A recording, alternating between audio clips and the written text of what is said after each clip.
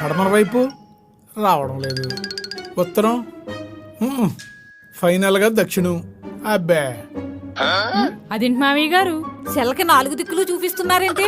ఏంటో ఉన్నట్టుండి సిగ్నల్ పడిపోయింది. సెల్లో సిగ్నల్ కి 4 గీతలు ఎందుకుంటాయో తెలుసా? ఎందుకండి?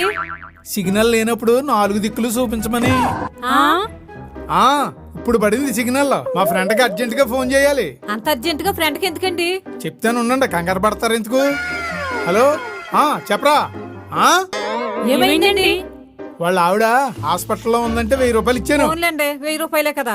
1000 రూపాయలే కదే, 4 సంవత్సరాలు బట్టి తీసుకుంటున్నాడు. మీ ఆవిడ ఎప్పుడు హాస్పిటల్లోనే ఉంటుంది, డిశ్చార్జ్ అవుదా అని అడిగాను.